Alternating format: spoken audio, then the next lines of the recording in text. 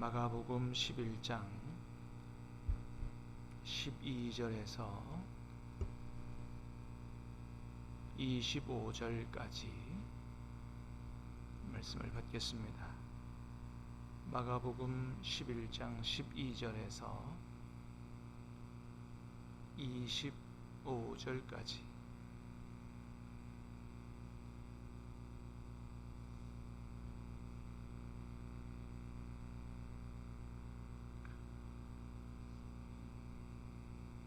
(12절부터) (25절까지입니다) 이튿날 그들이 베다니에서 나왔을 때에 예수께서 시장하신지라.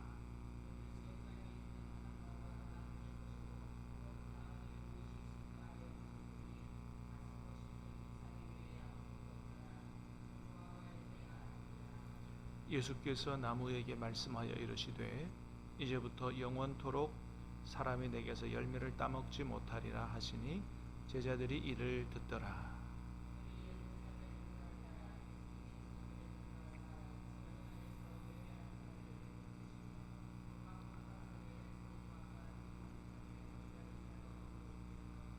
아무나 물건을 가지고 성전 안으로 지나다님을 허락하지 아니하시고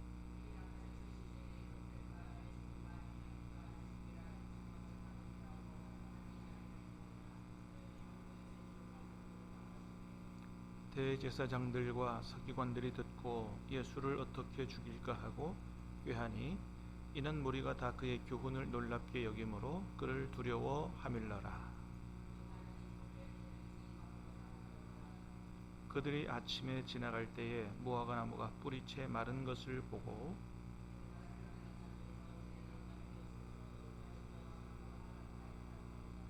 예수께서 그들에게 대답하여 이르시되 하나님을 믿으라.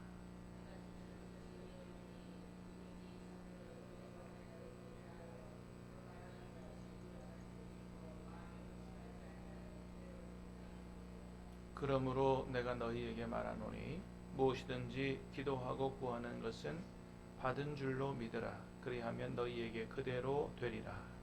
서서 기도할 때에 아무에게나 혐의가 있거든 용서하라. 하늘에 계신 너희 아버지께서도 너희 허물을 사하여 주시리라 하시니라. 아멘. 자, 오늘 본문은 우리가 잘 아는 예수님이 무화과 나무를 저주하신 그런 사건을 기록한 말씀이죠. 자, 12절에서 14절까지 다시 한번 보겠습니다. 시작. 이튿날 그들이 베다니에서 나왔을 때에 예수께서 시장하신지라. 멀리서 잎사귀에 있는 한 무화과 나무를 보시고 그 나무에 무엇이 있을까 하여 가셨더니 보신즉 잎사귀 외에 아무것도 없더라. 이는 무화과의 때가 아님이라. 이제부터 영원토록 사람이 내게서 열매를 따먹지 못하리라 하시니 제자들이 이를 듣더라.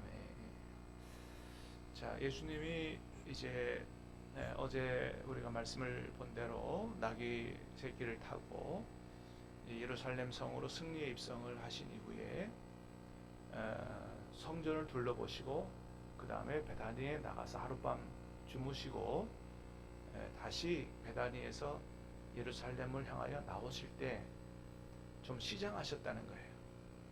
뭐 먹을 것이 없나 찾을 때에 가까이 무화과 나무가 있는 것을 보고 가서 혹시나 먹을 게 있는가 찾아봤더니 열매가 하나도 없었더라.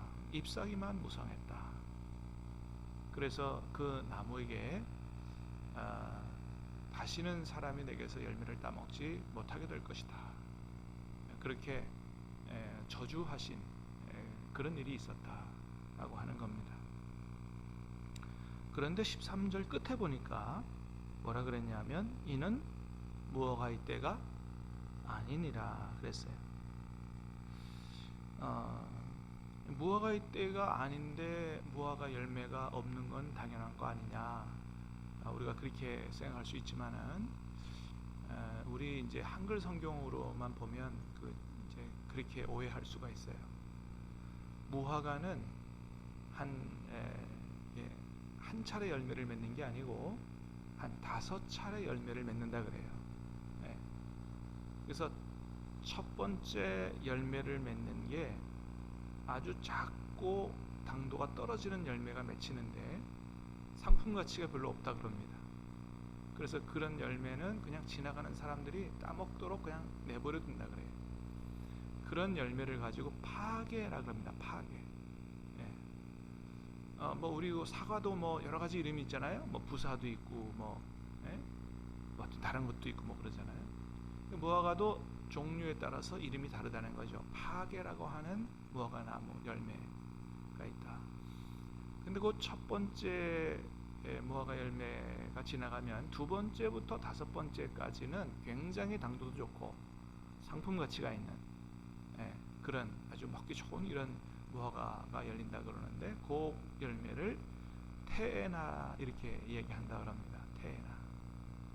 근데 오늘 본문의 무화과의 때가 아닙니다라고 하는 것은 이 테에나의 때가 아니다 이런 얘기지 파괴의 때가 아니다 이런 의미가 아니라는 거예요. 그러니까 예수님이 찾으셨을 때 먹기 좋고 당도 높은 테에나의 열매는 없었어도 무슨 열매는 있어야 됐겠어요? 파괴라고 하는 열매는 있었어야 됐다는 거예요. 지나가는 나그네와 같은 예수님이 지금 배고파 먹을 수 있도록. 여러분 그렇잖아요. 아니 무화과 열매가 안 열리는 때 예수님 가가지고 괜히 무슨 성질을 부리시는 것도 아니고 예수님 왜 그러셨겠어요, 그죠? 네. 어쨌든 파괴라고 하는 열매라도 구하셨는데 먹을 수 있어야 되는데 없었다 이거예요. 파괴조차도 없고 입만 무성하고 그래서 예수님이 그 무화과 나무를 저주하셨다라고 하는 거죠.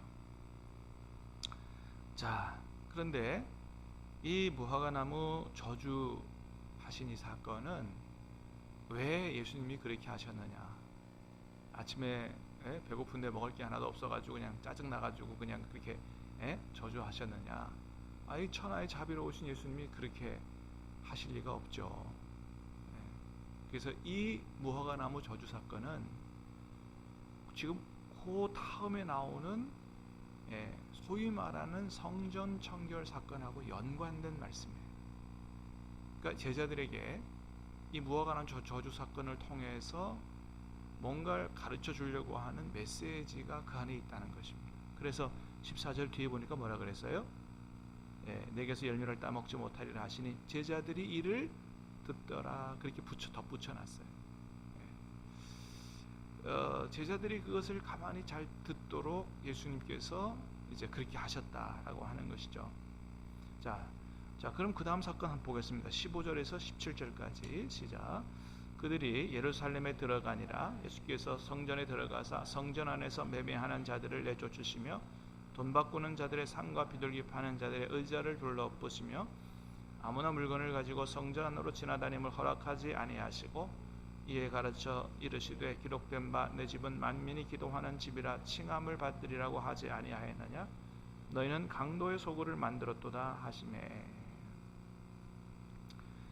자, 예수님이 성전 안으로 들어가셨어요. 그러니까 이 말씀이 무화과 나무 저주 사건이 성전에서 하신 일과 연관이 있다. 자, 성전에서 뭐 하셨다고요? 가서 하나님의 집의 기능으로서의 성전의 역할을 제대로 하지 못하고 그저 탐욕을 부리는 사람들의 장사판이 된 그게 이제 제사 드리러 오는 사람들이 다 사실은 짐승을 가지고 와서 하나님 앞에 제사해야 되는데 멀리서 오는 사람 짐승 가져오기가 어렵잖아요. 그러니까 좌판을 상점을 만들어 놓고 거기서 물건을 돈만 갖고 와서 살 수 있도록 재물을 살 수 있도록 그렇게 했는데 이게 얼마나 타락했는지 이 대제사장이나 이런 사람들이 뒷돈을 받는 거죠. 그래서 비싸게 팔게 하고 이 종교 지도자들이 돈을 받고 이래서 이게 탐욕의 성전이 하나님께 제사드리고 기도하는 이런 장소가 아니고 자기들의 이 탐욕을 채우는 이런 장사판이 되어버렸다라고 하는 거죠. 그래서 예수님께서 그걸 다 둘러보셨다는 것입니다. 그래서 이 사건을 보통은 성전 청결 사건이다 그렇게 우리가 얘기를 많이 들었어요. 여러분 성경에도 제목이 붙어 있죠. 뭐라고 돼 있어요? 성전을 깨끗하게 하시다. 많은 성경에 이렇게 돼 있을 거예요. 제 성경에도 그렇게 돼 있어요. 근데 여러분, 이런 성경 안에 제목은 본래 히브리어나 헬라어 원어 성경에 있는 게 아닙니다. 성경을 우리나라 말로 만들면서 이 성경 제작자들이 그냥 거기다 이런 의미다라고 이제 설명을 붙여놓은 거예요. 원래 성경에는 그런 말이 없어요. 그래서 무슨 얘기냐 하면 생각을 잘못하면서 제목을 잘못 붙일 수도 있다. 그러니까 여러분, 그거 제목 나올 때 그냥 참조만 하시고 좀 제목을 잘못 붙인 사건 중에 기사 중에 하나가 바로 이거예요. 성전 청결 사건이 아니고 성전 심판 사건입니다. 자, 요게 곧바로 앞에 있는 말씀과 연관된 말씀이라면 더더욱 그래요. 무화과나무를 저주하신 것은 무화과나무를 깨끗하게 하신 겁니까? 아니면 죽이신 겁니까? 죽이신 거거든요. 그래서 그 뒤에 요 성전 사건이 끝나고 날 때 이 20절에 보니까 20절 봅니다. 20절 21절 시작. 그들이 아침에 지나갈 때에 무화과나무가 뿌리째 마른 것을 보고 베드로가 생각이 나서 여짜오되 라삐여 보소서, 저주하신 무화과나무가 말랐나이다. 저주해서 죽어버렸다는 거예요. 뿌리째. 지금 무화과나무에 대한 말씀이 나오고, 그 다음에 중간에 성전에 관한 말씀이 나오고, 그 다음에 무화과나무에 관한 말씀이 또 나오죠. 성경에 보면 간혹 요런 구조를 가진 말씀들이 있어요.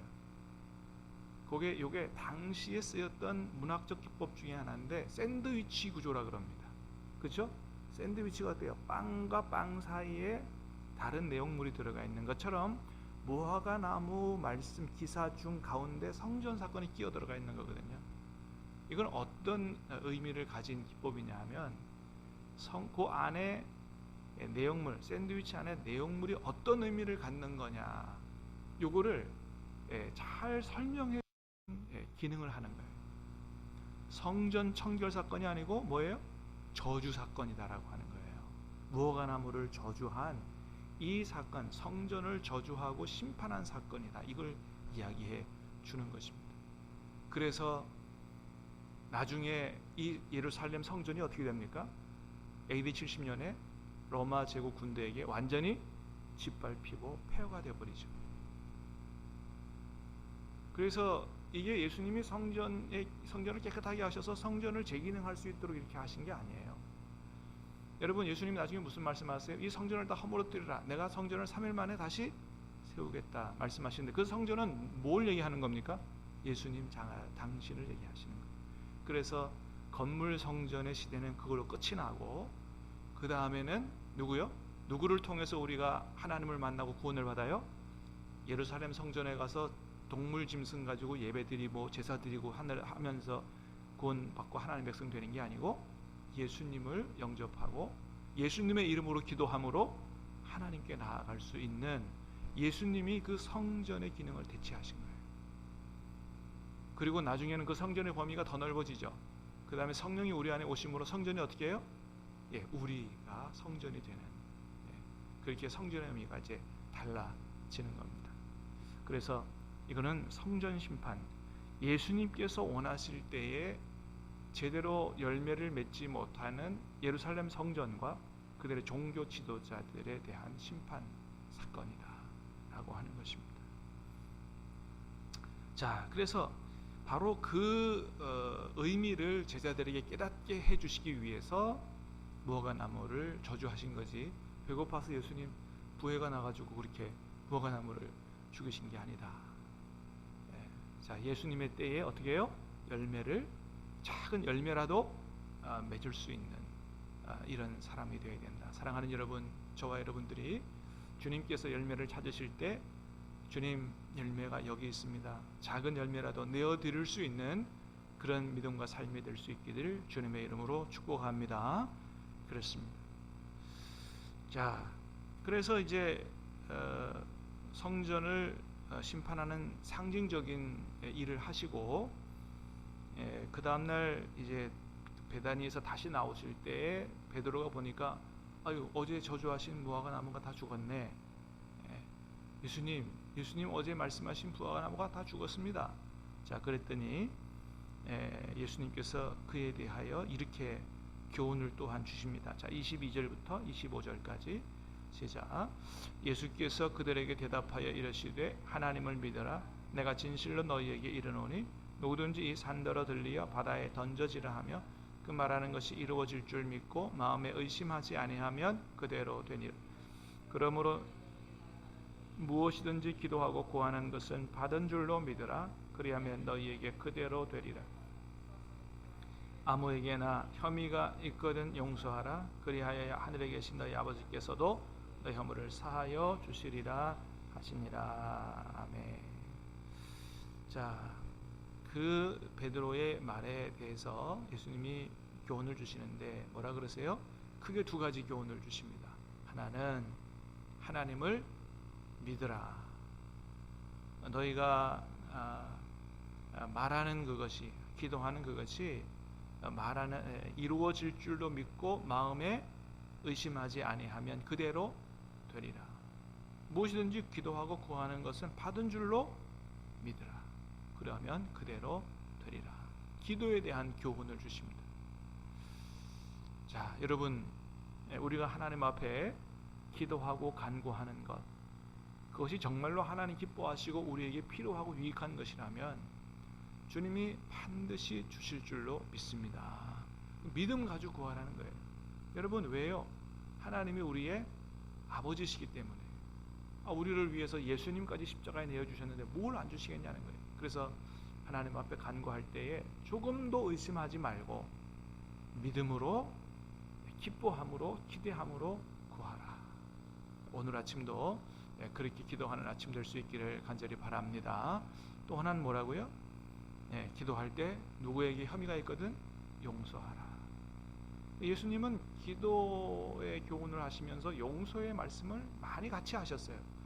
마태복음에도 6장에도 보면 주기도문에 대해서 가르치시면서 그 뒤에 용서에 관한 말씀을 또 하세요. 그러니까 기도와 용서가 굉장히 밀접하게 연관이 되어 있다는 것을 말씀하는 겁니다.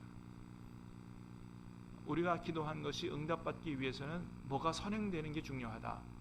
다른 사람을 용서하는 게 중요하다. 다른 사람을 막 미워하고 증오하는 마음 갖고 있으면서 기도할 때 하나님께서 그 기도를 들어주시겠느냐? 너희 허물도 용서해 주지 않으시리라. 그러니까 너희가 용서해야 된다. 그래야 하나님께서 기뻐하셔서 너희 허물을 용서해 주시고 기도도 응답해 주신다. 그래서 마음속에 뭔가 남아있다고 한다면 여러분 오늘 이 아침 하나님 앞에 다 내어놓고 기도하시면서 그 문제가 해결되고 마음속에 기쁨과 자유를 누리고 또 주님의 응답을 체험하는 복된 아침 될 수 있기를 예수님 이름으로 축복합니다. 기도하겠습니다.